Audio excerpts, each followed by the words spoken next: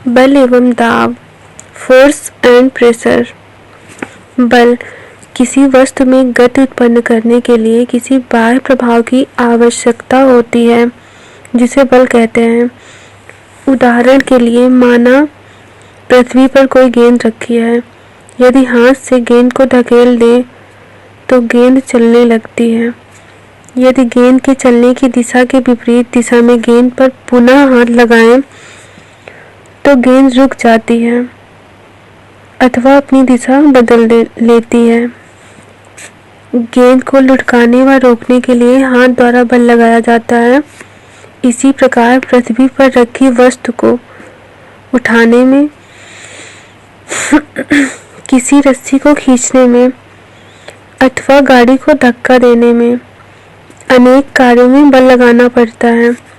यदि रबर की गेंद को हाथ से दबाया जाए तो उसके आकार में भी परिवर्तन हो जाता है। पृथ्वी भी प्रत्येक वस्तु को अपने केंद्र की ओर खींचती है, अर्थात पृथ्वी प्रत्येक वस्तु पर एक बल आरोपित करती है। साधारणतया बल वह बाह्य कारक है जो किसी वस्तु की विराम या गति की अवस्था को बदल देता है या बदलने का प्रयास करता है। यह आवश्यक नहीं कि बल वस्तु को सदैव गति प्रदान करे। जैसे सड़क पर खड़े ट्रक को हाथ से धकेलकर उसमें गति प्रदान करना तब तक संभव नहीं हो पाता जब तक कि कई व्यक्ति मिलकर ट्रक पर अधिक बल न लगाएं। बल का मात्रक किलोग्राम मीटर प्रति सेकंड है। इसे न्यूटन भी कहते हैं तथा एन से प्रदर्शित करते हैं। इसका एक अन्य मात्रक किलोग्राम भार भी है। एक किलोग्राम भार बराबर 9.8 न्यूटन। बल के प्रभाव क्या होते हैं? किसी वस्तु पर कार्य करने वाला बल निम्न 3 प्रभाव से उत्पन्न कर सकता है: वस्तु के आकार में परिवर्तन, वस्तु के रूप में परिवर्तन, वस्तु की गति की अवस्था में परिवर्तन।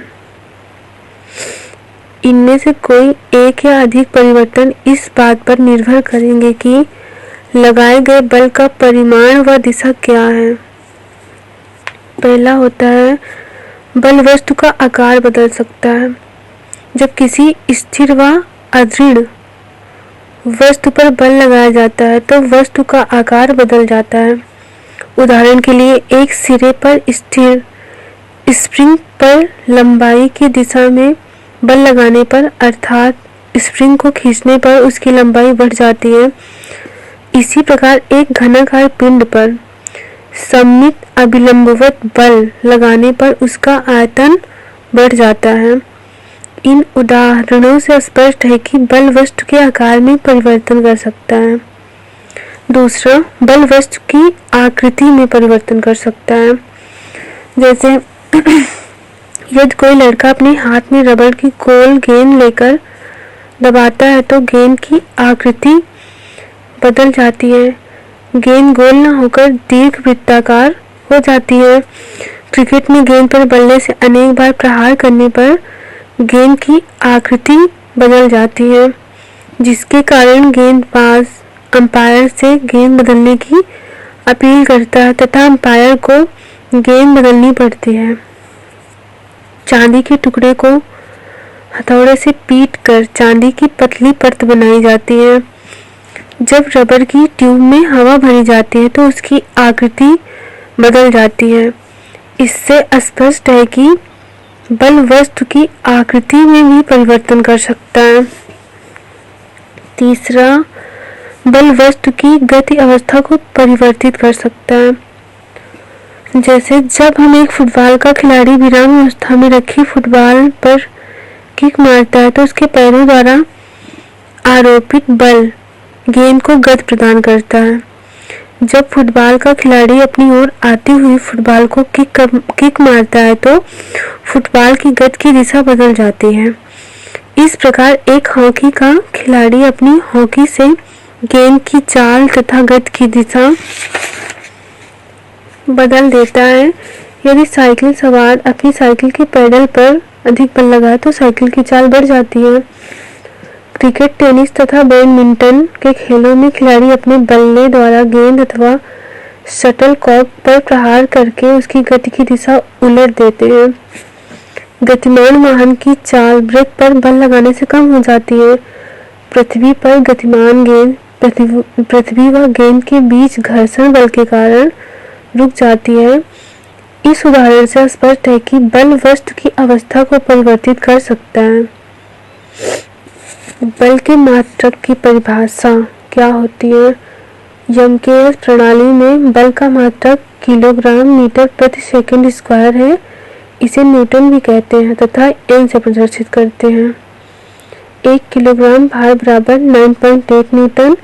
1 न्यूटन वह बल है जो 1 किलोग्राम द्रव्यमान की किसी वस्तु में 1 मीटर प्रति सेकंड का त्वरण उत्पन्न कर दे। बल के प्रकार, टाइप्स ऑफ फोर्स। बल दैनिक जीवन में अनेक स्वरूपों में दिखाई पड़ता है। पहला, पेशीय बल। जब हम अपने शरीर से कार्य करते हैं तो पेशियां बल का कार्य करती हैं। पेशी बल से मांसपेशियां कार्य कर सकती हैं। गुरुत्वीय बल। जब किसी वस्तु को पृथ्वी से ऊपर कुछ ऊंचाई पर ले जाकर स्वतंत्र छोड़ दिया जाए तो वह वस्तु पृथ्वी की ओर गिरती है। चूंकि वस्तु पृथ्वी की ओर गति करती है तथा इसकी चाल धीरे धीरे बढ़ती जाती है, इसका अर्थ है कि वस्तु पर कोई बल अवश्य कार्य कर रहा है। यह बल पृथ्वी और वस्तु के बीच आकर्षण के कारण होता है तथा वह गुरुत्वाकर्षण बल कहलाता है।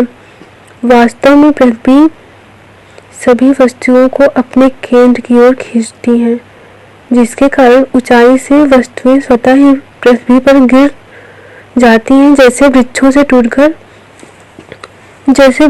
टूटकर पृथ्वी पर गिरने वाले फल व पत्तियां। घर्षण बल। जब परस्पर संपर्क में स्थित दो सतहों के बीच सापेक्ष गति उत्पन्न होती है अथवा सापेक्ष गति उत्पन्न होने वाली होती है तो ठोस सतहों के संपर्क तल पर पारस्परिक बल उत्पन्न हो जाते हैं, जो दोनों सतहों के बीच अपनी आपेक्षिक गति का विरोध करते हैं। इन बलों को घर्षण बल अथवा घर्षण कहा जाता है। घर्षण बल सदैव गति करने वाली वस्तु की दिशा के विपरीत दिशा में संपर्क तल के समांतर कार्य करता है। उदाहरण के लिए, यदि एक गेंद को फर्श पर लुढ़का दे तो वह कुछ दूर चलकर रुक जाती है। चूंकि गेंद और फर्श के बीच घर्षण बल कार्य करते हैं जो गेंद की गति का विरोध करते हैं। घर्षण बलों को समाप्त नहीं किया जा सकता, इन्हें केवल कम किया जा सकता है। खुरदरे फर्श पर घर्षण बल अधिक लगते हैं जबकि चिकने फर्श पर घर्षण बल कम लगते हैं। यही कारण है कि खुरदरे फर्श पर गेंद जल्दी रुक जाती है जबकि चिकने फर्श पर गेंद अधिक दूर चलकर रुकती है। प्रत्यास्थ बल।